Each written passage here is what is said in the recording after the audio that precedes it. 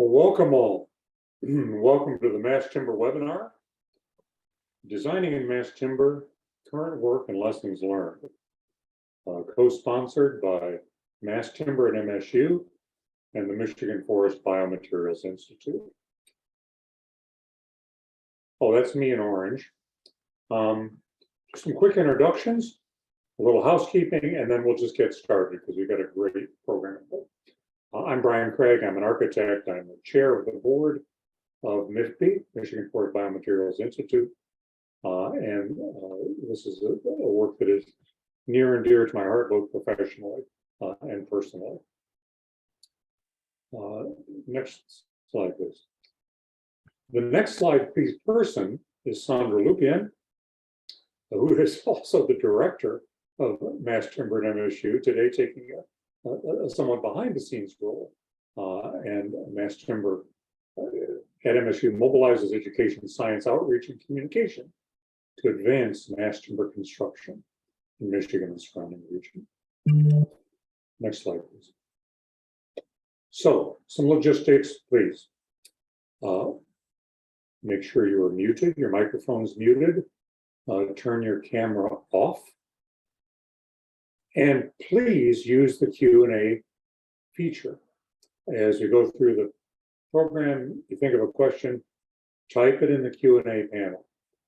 My job at the end and the panelist's job will be to respond as fully as we can to the questions we receive. I won't promise we'll get to everyone, but we will do our darndest. So with that, I want to introduce our panelists. Their bios were in the invitation, and so I will not repeat them again today, but Ben Ridderbos, AIA, is an architect. AIA and Lead AP is an architect, director of Lord Sargent's Detroit office. Ben was part of our original 2020 Mass Timber Summit, and I'm happy to reprise a conversation with him today. Colleague of Ben's and lead architect at Lord Sargent is Anna Anderson, AIA, also lead AP. And then joining us, and I think a really important way is a key collaborative member of the team. Matt Kanter, PE, is a structural engineer with Equilibrium Consulting. Equilibrium is one of the leading structural consulting firms in the country, particularly in the area of mass timber. He, Matt, and Ben and Anna are working together on a number of projects. So without any more than that, I just want to turn it over to them and get a chance to join you in listening. So with that, if we could share Ben's screen, I'll turn off mine and I'll show up in another 40 minutes or so. All right. Thank you, Brian.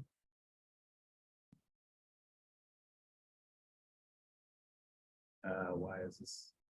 There we go. Good afternoon, everybody. This is Ben from Lord Sargent, and thank you for the introductions, Brian.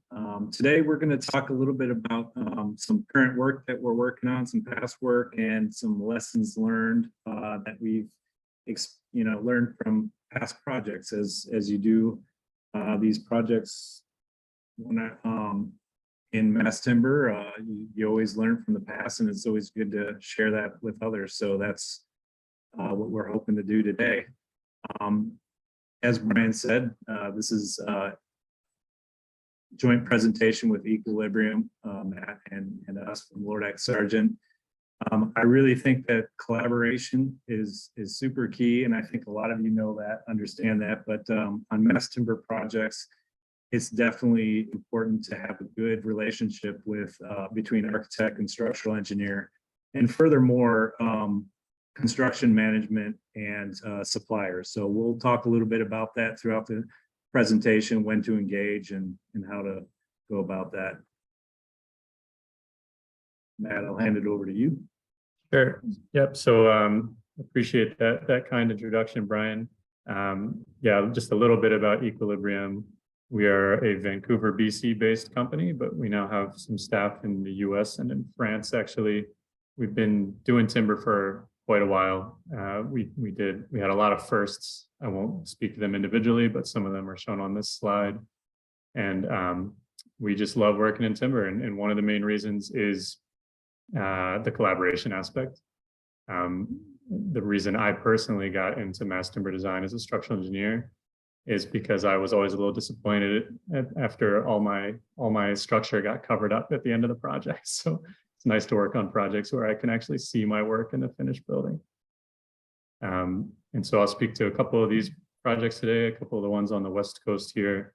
But this is just a sampling of some of the work we've done around the country.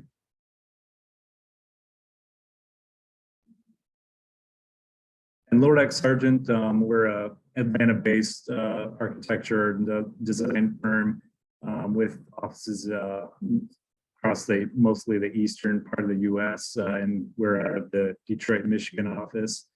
We've had quite a history of working with wood that we'll kind of talk about, small projects, large projects, kind of various mix, and we'll talk about a little bit about that. This is always a special project that we like to talk about from our history. It's Camp Twin Lakes, and it actually won a Wood Innovation Award from Woodworks in 2010. So going back a little ways, but it's a special project. It's a camp for special needs children, and we thought that wood made a lot of sense to relate the project to its environment, and always pleased with that project. And I want to mention that too, that in that project we used on-site trees. You saw the columns, like this one here. This is Kalamazoo Pavilion. So we used in this project, the columns are from on-site, which are previous to. And you also saw the ramp. There was like big ramp going towards that tree house right here, which doesn't really, you cannot really see it that well. So we used in our project like wood forever. And then later on, I'm gonna talk about, the biophilic design and feeling surrounded by wood. That's another project. It's also Kalamazoo Children Camp, right? You work on that project. Yeah, no, this happens to be heavy timber, but there's a blue lamb extension to this project. Few projects. This one is Twin Creeks for the National Park Service in Tennessee that we did back in I think 2010, maybe 2014. But also heavy use of glue lambs, and it really fit well within nature and made sense to use wood for this project more than any other material. Wood and a little bit of stone, the exterior. And again, on-site trees, we use this on this project as well. That was the one project for NPS. One of the things we'll talk about later on in the presentation is the importance of connections, and again, that's the importance of structural engineer and architect working together. Is these connections could be really enhance the aesthetic, or you may wish to hide them, and we'll talk a little bit about the pros and cons of that later on. And this project is Blue Ridge Parkway, also for the National Park Service. It's a visitor center in North Carolina, and we love the use of glue lamb on this project. Also, sustainability is a strong part of our design process, or design ethic. And on this particular project, we used a trome wall on the west side, so some old school innovation of sustainability. It's also a LEED Gold project. As well. And this is the Gwinnett Environmental Heritage Center, another use of lots of glue lamb timber structure, and innovative use of the river going through it is actually a cooling tower for the project. So a lot of sustainability characteristics. It also has a sloping green roof, so that is possible on a wood building. And we won't go too far into detail on Candida. We'll talk a little bit about this project, but I know there was another webinar that was focused pretty much on the Candida building at Georgia Tech. But there's a lot of innovative things that we did with wood here, like these steps in the interior here were actually used from a reclaimed building from the 1880s on campus. It's one of the historic structures. They had to cut a hole in the floor to bring it up to code and bring in an elevator and a set of stairs. So what we did is we took that old growth wood, Southern Heart Pine, and reused it. And so that kind of ties a story of history of the campus into the interior of this project. We'll talk a little bit about the NLT, nail laminated timber, that was used throughout this project as an innovation. We also, as you can see in this picture here, one of the nice things that we did in the atrium is that you can tell, you see a little bit of steel there, and if you think back to structures class, a moment diagram or a bending diagram, that's kind of what that looks like. But we use that detail on this project so that the beams, the long span beams, didn't have to be as deep in that atrium space. So it kind of kept it more open and very thin throughout there. I don't know if you want to add anything to that, Matt. Yeah, no, I think you nailed it. It's just a simple queen post hybrid truss, and it allowed for a lot more open space and routing of building systems through it. And we had up to 40-foot spans, which would be quite difficult to do without some sort of creative solution. Yeah.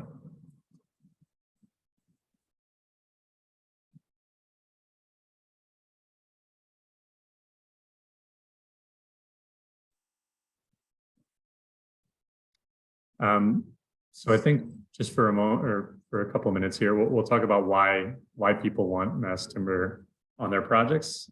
Everyone, of course, has their own reason, but some of the reasons that we're hearing the most.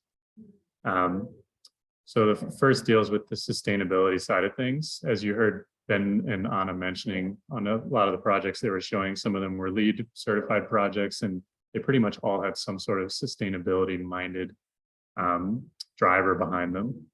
So as a reminder, this is pretty much how steel gets made. And the next slide here is pretty much how concrete is made. And timber is unique because it is grown. It is not just something that we harvest from the earth.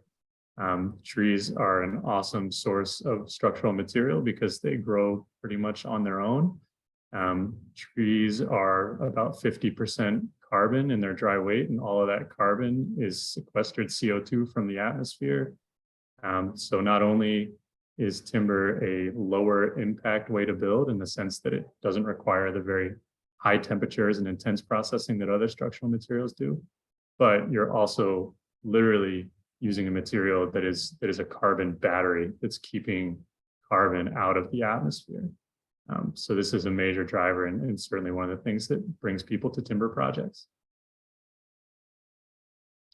And this can be kind of quantified. Embodied carbon is a concept I'm sure a lot of people on the call are familiar with, but you can do a life cycle analysis to determine what the embodied carbon is of a project. And so we do this internally at Equilibrium on all of our larger projects to see kind of how we're doing.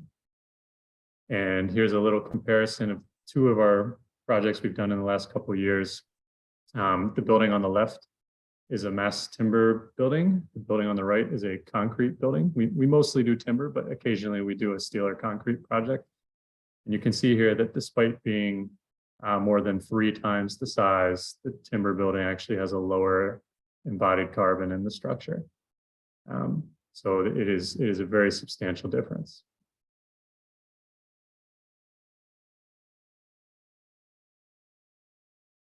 Anna, do you want to speak to this one? Yeah, I want to talk about a little bit, which I mentioned before, that beauty of biophilia and like how we talked about this before too, but how actually would make us feel, right? When we add a little bit of daylighting and incorporate the wood in our design. And we talked about before this as well, like here, when you see the round columns, and I talk about it too, like I love tree huggers, right? That makes you want to hug the tree.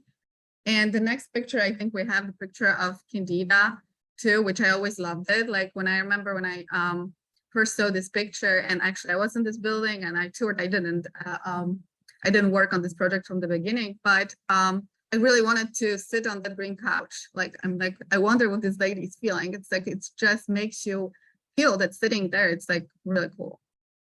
So some of our other projects which you're going to see, that's what we mostly would like to want to achieve in our buildings, that you have that feeling like you're sitting in the nature and you're connected to the nature.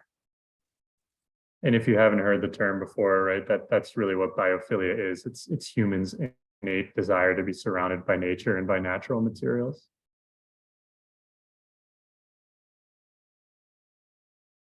So another reason why people are interested in mass timber, particularly on the like developer and builder side of things, is fast and tidy construction. So mass timber, as I'm sure a lot of you know, is a prefabricated system, right? Modern mass timber, everything comes out totally cut and ready to go. And for the most part, it's put together with sometimes proprietary beam hangers, like you can see in this photo, and then CLT panels or whatever mass timber panel product you're using, typically just get screwed down with large self-tapping screws into the framing. So and with just-in-time delivery, which you can get on projects in congested areas, this can be a very low impact way to build to your neighbors wherever your project is, and it can go up very quickly and to be honest, quietly, right? I mean, these buildings are basically put together with drills. There's not big, loud, heavy, people slamming on steel columns with sledgehammers sort of thing going on. So it's just a nice way to build.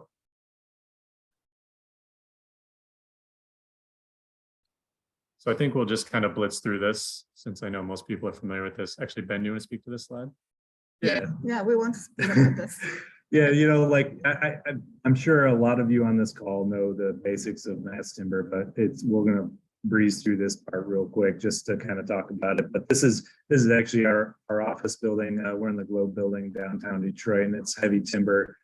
This building was built in 1880, and it's stand the test of time, and look at it. It looks beautiful more than 100 years later. So it's great. And one thing about that photo is there's no glue laminated elements in there, right? Yeah. So back in those days, there were big trees left to be felled and to be processed into beams and columns. Nowadays, pretty much everything is made from smaller diameter trees. And so we glue everything back together to make glue lam, CLT, etc. And I just want to mention again about, we're sitting when you see that logo over there, the LIS logo, the green one here, that's where we're sitting right now. That's where our office is. And initially this building used to be a tobacco factory. In the 80s, they just cut the hole in the middle, like to build this atrium to kind of provide a little bit more daylighting. And again, like going back to the mass timber in the beginning, like the giant pieces of wood, right? Serving as a structure and feeling of the biophilia. We were looking for an office for so long, and we saw this one, we're like, that's it, because we know we're going to feel good, be productive. So yeah, we'll decode a little bit of this alphabet soup over the next couple minutes, the different products that exist. First, I'm sure everyone's familiar with this glue lam. It's linear elements made from two biomaterial that gets glued together, typically used for beams and columns, sometimes used for braces, such as here on the UMass building. CLT, I think everyone has heard about CLT. It's definitely the buzziest of the three-letter acronyms. And it's similar to glue lam.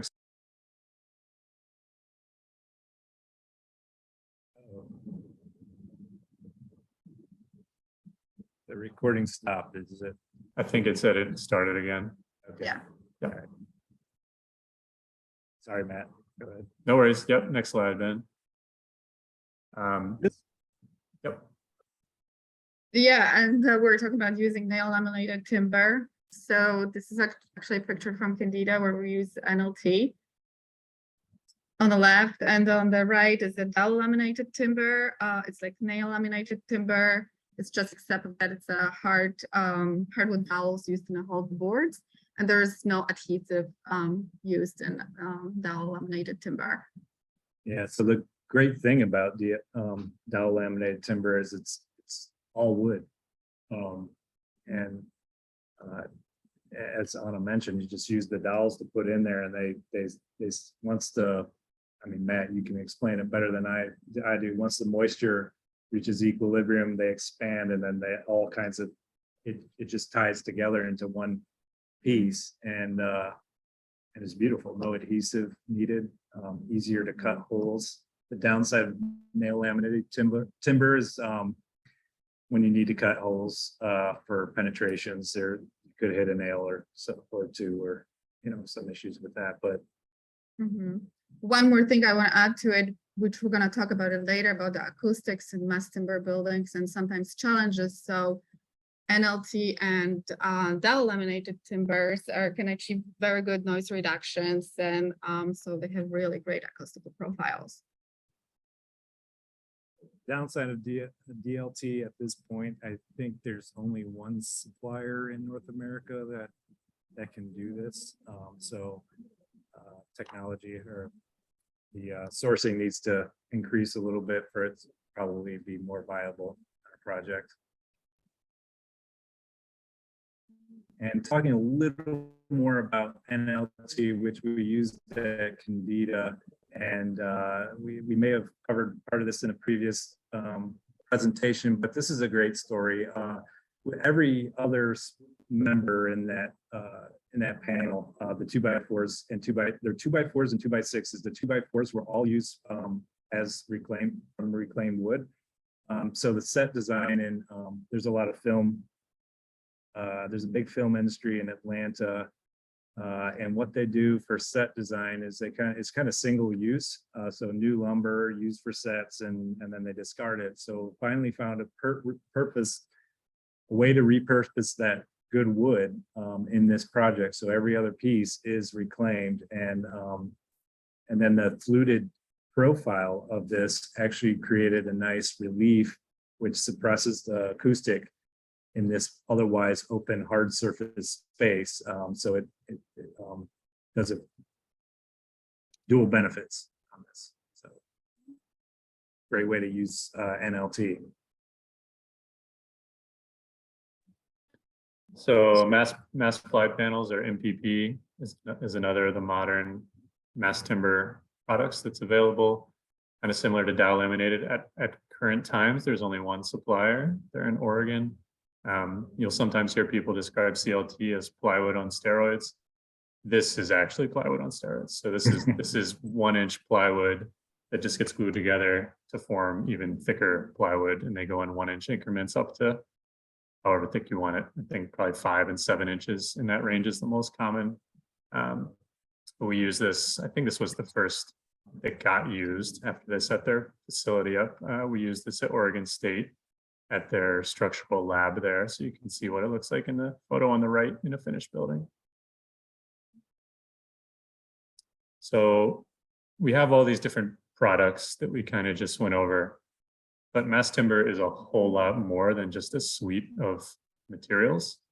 It's a way to build, and that's how I always describe it. Mass timber is not a suite of materials. It's a method of construction, and modern mass timber construction is a digital process. And so you'll hear the term digital twin thrown around a lot these days. To build a mass timber building, you do need a true digital twin. So that's what you see on the left here.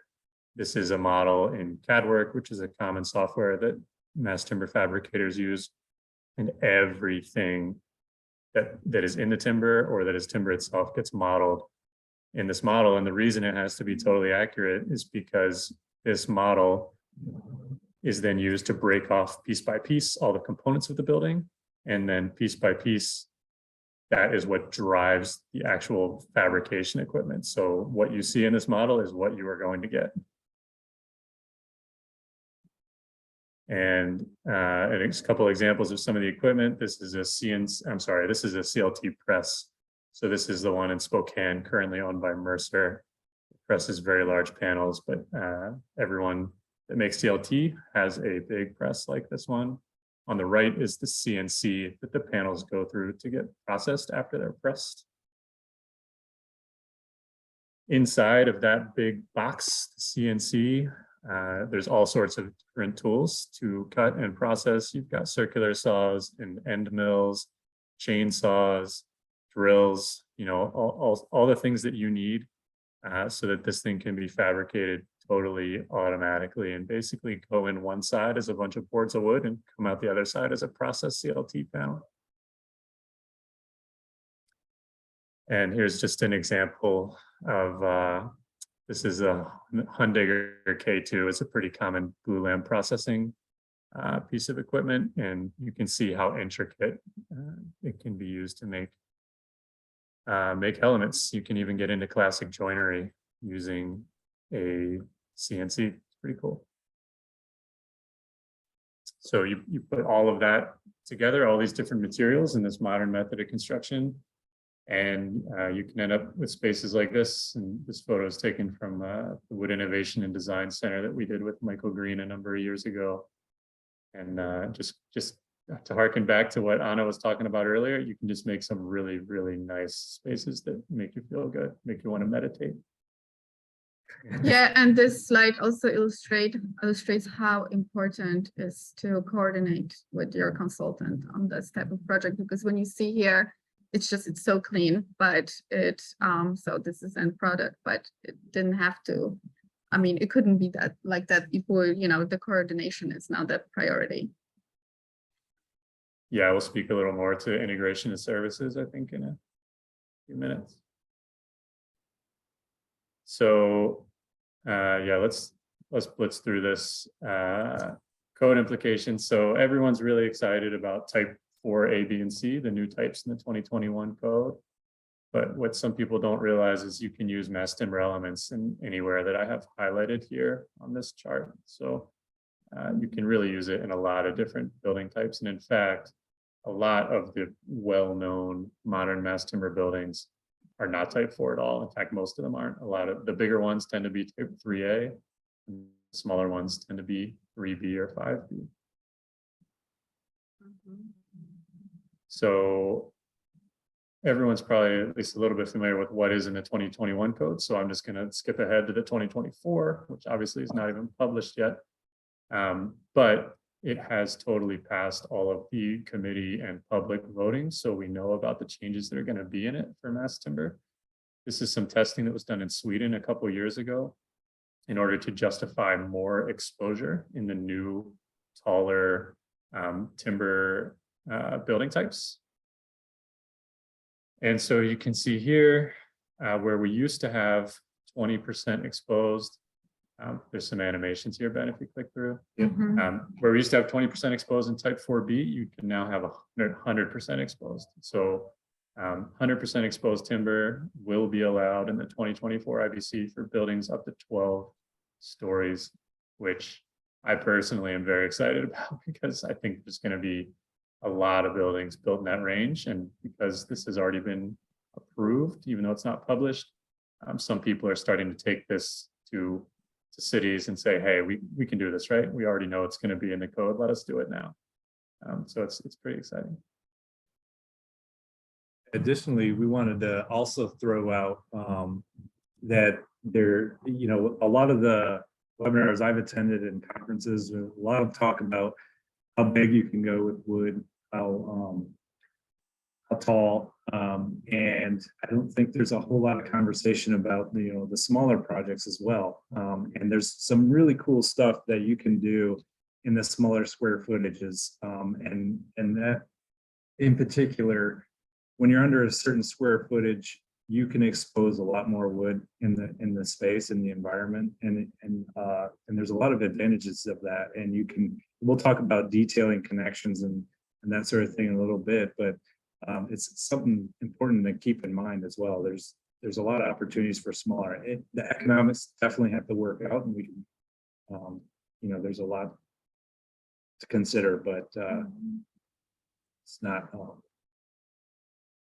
Yeah, I want to mention something to the previous slide that currently we are working together with Matt on a confidential building, and it's a confidential design. It's located in Michigan, and it's that smaller building in regards to square footage, not being so tall, but it's going to be a 5B, and that allows us to expose everything. So we're going to have a CLT walls. We're going to have a CLT ceiling, columns, and beams. And going back to my talking about the biophilia and coordination, and that's what our goal is, to make this exposed wood as much as we can and incorporate NLT and DLT as well in that particular project. And we're hoping that maybe in the future, in the next webinars, we'll be able to share with you our design. So, sorry, Ben. Go ahead. Yep. So a few of the key criteria for designing a timber building.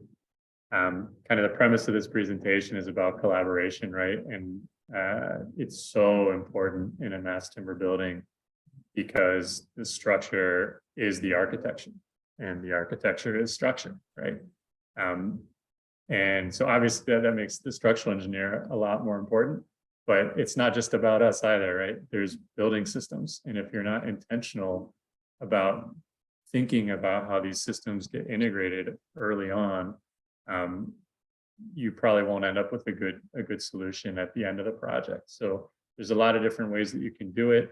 This is an example that we used on one project, and to be honest, we actually haven't used it again since, but it was a clever solution to tie together kind of staggered CLT panels, which gives you kind of a virtual greater structural depth, which is nice for spanning, but also leaves linear cavities to run building services through. This is just one way to do it. Like I say, there's a lot, but the key is engaging everyone early, thinking through these things from the beginning. Yeah, it's definitely key to even the MEP engineers, as Matt mentioned, the building services. I know they're very patient with us when we're designing these buildings because we're really looking at where every single duct, every light fixture, every fire suppression line, everything goes in the building, more than we would for a traditional building where we just say hide it up in the ceiling, and it doesn't stop there though. It's really important to carry that on through construction because the trades are used to doing it in a certain way, and it's very important to know that if you don't get ahead of it, the conduit will be all that hard work you did in design, all that coordination will kind of be undone in the end once you get to construction, and it's kind of everywhere else, so coordination all throughout, all the way to the end. Super important. And BIM. Yeah, BIM. So one trick that's being used a good bit in mass timber buildings to help keep those ceilings clean is using raised access floors. On the left, you see kind of a shallow one to run electrical and low voltage and things through. On the right, a much taller one that actually has all the mechanical systems run through. And another thing shown in the photo on the right is the steel brace frames. So mass timber elements are typically today being used only for gravity forces in structural design. So we often still will have steel brace frames, concrete cores in larger buildings. And one little trick we used on this project on the right, which is a project in California we've recently done with Michael Green, is we use steel brace frames that were just inset from the timber frame so that they don't carry any direct gravity loads themselves. The nice thing about this is that because they don't carry gravity loads, they did not need to be fireproofed. So we're able to leave them exposed right behind a window and not have to worry about fireproofing or even intumescent paint. Good point.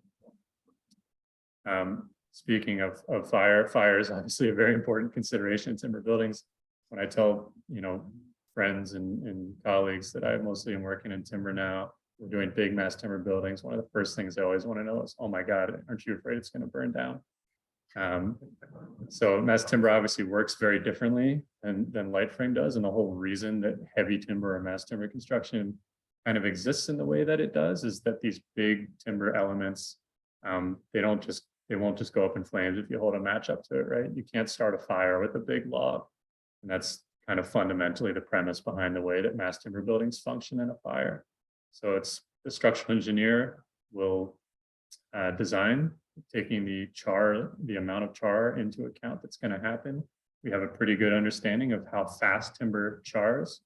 And so for the given fire rating, we can design a building structure and design connections to accommodate that. I think this is maybe the last point here on these design considerations, but the codes are really, they're catching up, but code development cycles are long. And the code never moves especially fast. So there are a lot of things still, even though you might have a new building type that you fit into with a larger mass timber building, there's still a lot of things when you get down to the details of the building that may not be addressed in the current code. And so you will often have to submit AMMRs to the city to get approvals for certain things. And this can be anything from particular type of connection system you want to use that maybe doesn't have US approvals, to using maybe CLT shear walls in a jurisdiction that doesn't have those in their code. On some of a number of our large projects, we use timber concrete composite floor systems in order to span long distances and keep elements small. That's not in the code. So all these sorts of things, you have to submit it. Well, depending on the jurisdiction, you're supposed to submit an AMMR.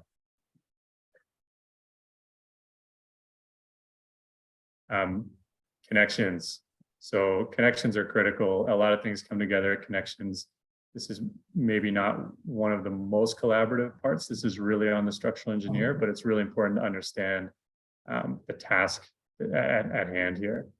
So the next slide, you can see what this looks like on the inside. So this is a connection I designed just a couple of weeks ago for a mass timber office building in Texas. And it's on the outside, it looks very simple. And then when you see the inside, it's not so simple. So there's a lot that's going on here. The reason everything is hidden is for fire reasons. This is a 1 hour rated building. So we need the wood to encapsulate the steel and protect it. One of my favorite things to tell to people who are advocates for the steel industry is that we use the wood to protect the steel in the fire. Next slide, please, Ben. So here, well, I'll give the short version of the story, which is that we changed the connection type a couple of times. And the reason that we did it is because we're the specialty designers on this project, not the engineers of record. So our focus is really on connections. And we got on board with a fabricator that's going to do the project, and they have their own preferences, right? So keep in mind that this is a manufactured product, right? Mass timber products are manufactured in essentially a factory. And so every factory has its own limitations, has its own things that it's good at and not as good at.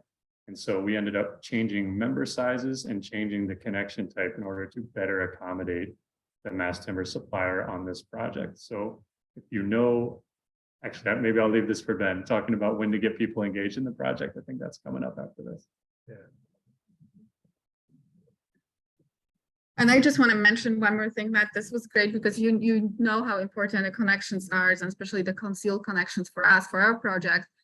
And I just want to, elevate this, how important it is. And we're going to talk about this later too. It's to work with really awesome structural engineer, because if you're creative, if you're coming up with ideas, it's really help us, right? So all together, we're teaming together, working together, and collaboratively, we're coming up with all these ideas. And that really is helping, with the design and the final outcome of the project.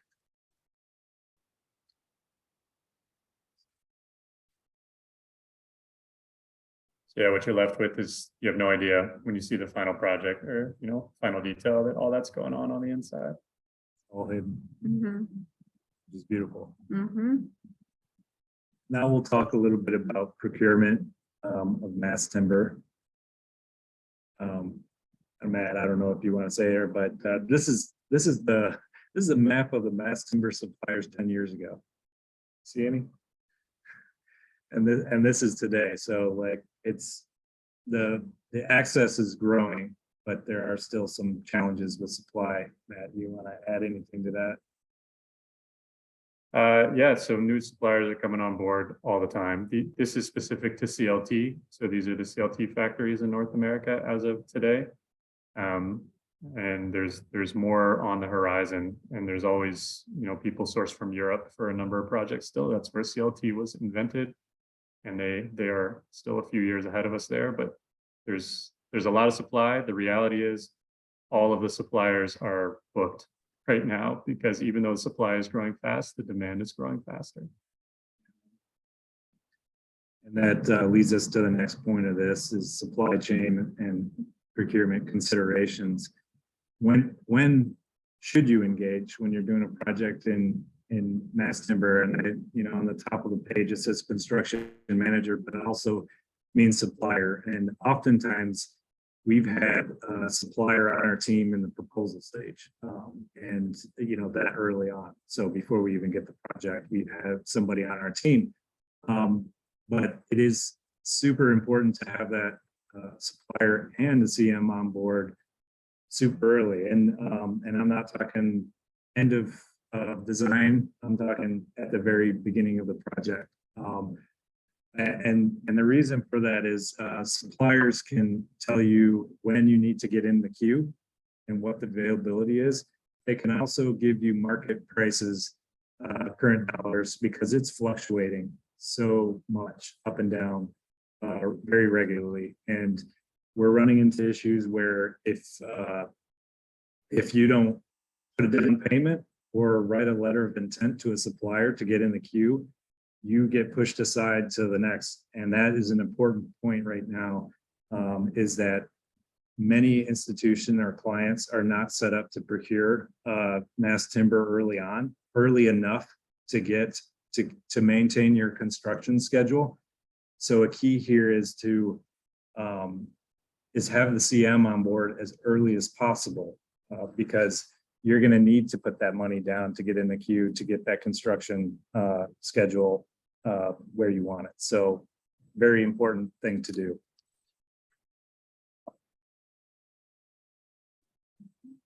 Can't mention that enough, because like I said, it changes daily, and you don't want your project to be delayed 6 months because you can't get that material. And it gets erected quickly, as Matt mentioned before. You can often get just in time, but if you don't have your order set in there, you may get pushed out. So that's an important consideration.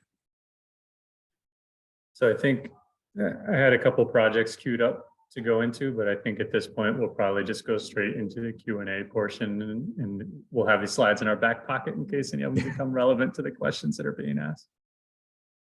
I can scroll through them a little bit too. I think, Matt, we have like a minute or two we could probably talk about. Yeah. Let's just throw it back to Brian. I mean, this is such good stuff that it's like, I'm in a candy store and want to keep looking. We do have some questions. Let's try to honor that a little bit, and then if you can find reasons or ways to circle back, do it, or keep going through this, because there's I've had the good fortune to preview this, and there's a lot of good stuff in here. I'm just going to start at the beginning. I think some of these you may have, the beginning of the questions received. Some of these you may have covered, so they may be quick. First one was from Jay. How do you deal with fire protection for exposed steel connection for some of your timber structures? And that was particularly in some of the first slides that had struts and so on.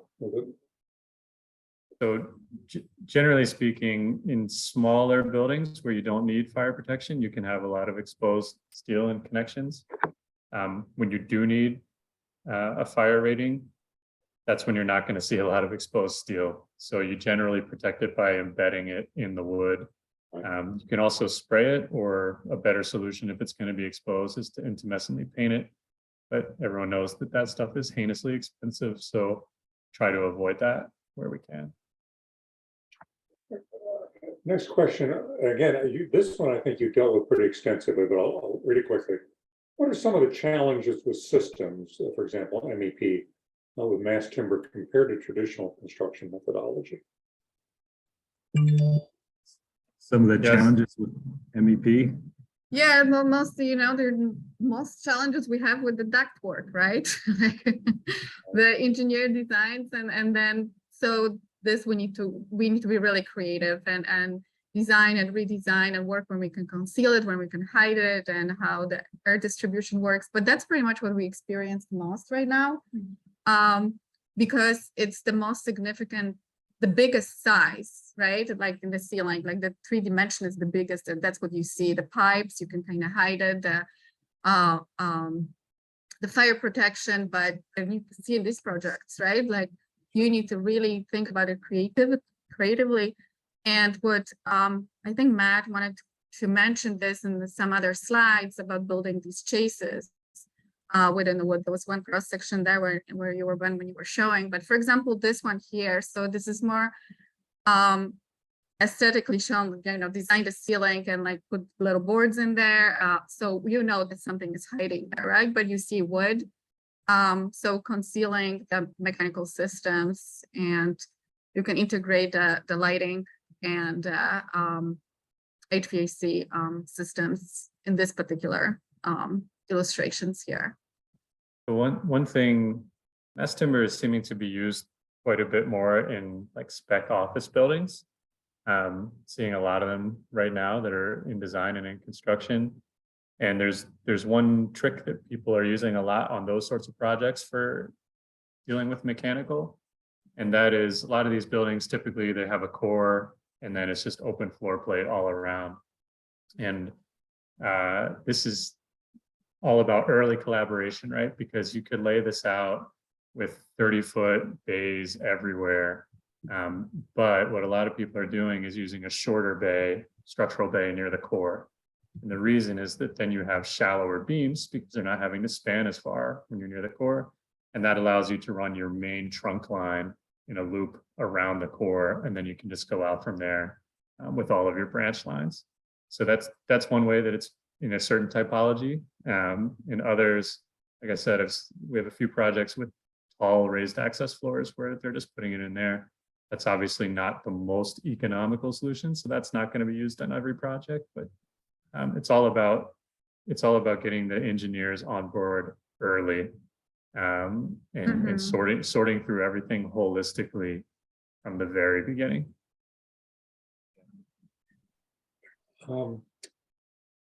Jacob had a question. Is the digital twin model created by the architect, the contractor, the supplier? Supplier, typically. Yeah. So generally the supplier or a sub to the supplier. Sometimes they'll hire people out of house to do it. Right? Right. And they use different softwares, but CADWork is the main one that's then able to go and actually fabricate the elements. Okay. Actually, I asked a question that you touched on with the charts on the code charts. The question is, what's the fire rating of mass timber?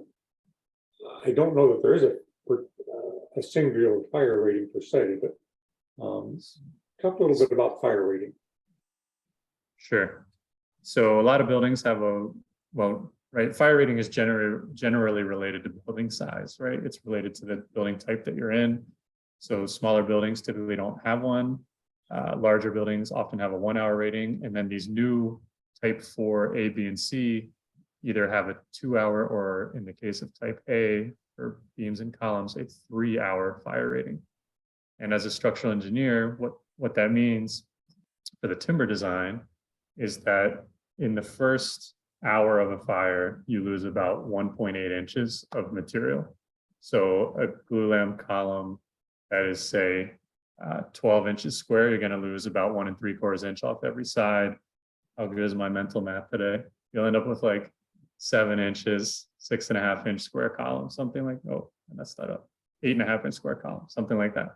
So anyway, we designed for that actual char, and then we designed for the members to be smaller in the case of a fire. So you lose about 1 3/4 in the first hour, you lose about 1.5 in the second hour, And so we just designed for it explicitly with our member design.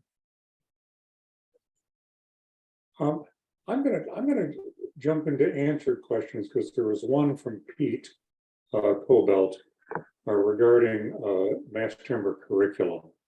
And I can talk about that a bit as an educator. I directed and taught in a graduate school of architecture in Michigan, at Kendall College of Art and Design. In fact, I taught mass timber. So mass timber was of great interest to our students and to their generation. And if we weren't teaching it, they were seeking out information about it. And it was interesting in a program where students could pick their own thesis. Many students chose to look at sustainable construction and mass timber in particular as a material to design their thesis. And this is true of many other architecture schools. Sandra in her reply mentioned the NSF project, which is to develop a curriculum that would range from community colleges to beyond. And that's an important project, but it's happening in a lot of schools, and I saw it as I visited other schools as well. So I just wanted to throw an answer in along with the questions. Also, Brian, we should plug that, Michigan State has a mass timber construction from the construction part program, I believe, that they're developing. And that's important to note too. So Sandra, you could probably speak to that more than I can. I can weigh in here. I'm not entirely sure. I mean, we have a cross-laminated timber mock-up in our construction management lab. We don't have formal curriculum at MSU yet, but we do have a grant from the National Science Foundation. It's a $648,000 grant, and we're developing with a bunch of other community colleges and universities. We're leading the development of mass timber architecture, engineering, and construction curriculum modules that 2-year and 4-year programs can drop into existing coursework in architecture, engineering, and construction, so that students in those programs have early exposure to mass timber as one of the materials. And we believe that will really help prepare students as well as to help mainstream mass timber. So we're very excited about that. We're going to be posting information about it on masstimber.msu.edu on Monday. We have a new research and education tab, and you can look at more information about the project there. A couple more questions from the audience, from y'all. What's the viability of mass timber moving into single family residential? They didn't say multi, they said single family residential. Can we talk about that? There's a number of precedent projects out there. In fact, the first mass timber building in Atlanta was a single family home. A lot of people don't know that around here, but it can definitely be done. Is it the most economical way to build a single family home? The answer is no. But it can create some really nice spaces. And the reality is it's not too small of a project for a mass timber supplier. It's the kind of project that they can jam out of their factory in a day or two, and they're happy to take those projects on when they have a little lull between the big projects. Talk for a second about affordability and form in mass timber, because I would think that in housing and in many other building types, form is key to, I mean, simple planes, rectilinear forms are less expensive than complex ones. Yeah, uniformity is key in the form.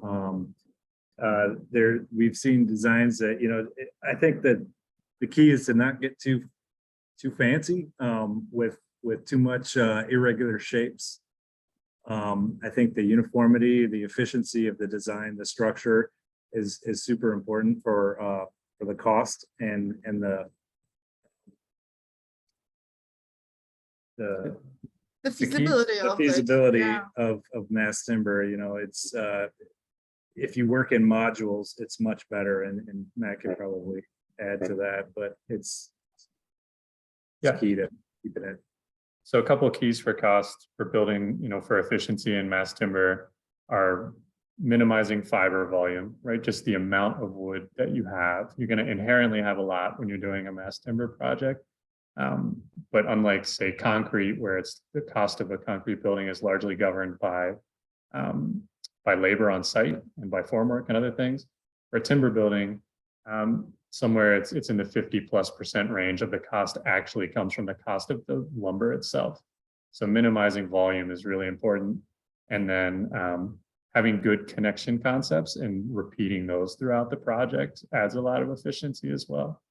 There's a lot of different ways to hammer down on costs, but those are a couple of keys. Couple more quick questions, and is it possible to construct a theater using mostly mass timber? How would the acoustics work with it? I'm thinking of the acoustics inside a cello, but what about mass timber for a theater? And maybe that relates to that forum question. I don't know. I would say everything is possible, right, Matt? Yeah, you're asking the wrong person. I'm timber first on everything. So yeah, I think it can be done. I think anything's possible, but like, the fluted design that we talked about with the NLT at Candida, that helped with acoustics. I don't know if it gets you as far as you need to get in a theater, and there'd be a lot of studies you'd have to do, but Right. I think it's possible. You can maybe incorporate some fabric and wood and fabric, maybe more natural materials to deal with the acoustics. But and then you have to think about the stance, right? Too, like how do you structurally design it? This Yeah, theater so is a little bit different program. As a guy who also taught acoustics, I'd say thumbs up to a timber or mass timber theater. Two more quick questions. One, can you talk about protection against insects, pests, and related toxic hazards? And just disposal. Sure. So timber, like CLT, is currently approved in the US only for interior use. And glulam is typically used also interior. So generally it's not going to be so exposed to these sorts of things. You'll sometimes see timber on the outside of modern mass timber buildings at canopies and things like that. But the real risk is during construction. And so you need to have a moisture management plan or a timber protection plan, whatever name you call it by. The contractor needs to provide one, how they're going to protect the timber during construction to keep it dry, to keep termites away, these sorts of things. Once the building is complete, if it's designed and detailed in a good way, there really shouldn't be any risk at that point. I ask a question, because Matt, you said a true thing, that you're a timber first guy, and I think designers have we have certain favorite materials. But what's the sweet spot for mass timber? Thinking about a building, is it about the size of the building, the form of it, the site that it's on, the owner's budget, all the above? What's the sweet spot? Oh, Where you'd look can we go another hour, Brian? Yeah. Sure, I'm ready. So yeah, we at Equilibrium, we've done all sorts of projects from relatively modest single family homes up to this 300,000 square foot office building in mass timber. And right now I'm doing a small airplane hangar, so you can do long spans as well. I mean, you really can do anything in timber. It comes down to what the goals of the project are. There are certainly typologies and building types where timber is not the most natural fit. And in that case, I'm a timber first guy, I'm not a timber only guy, right?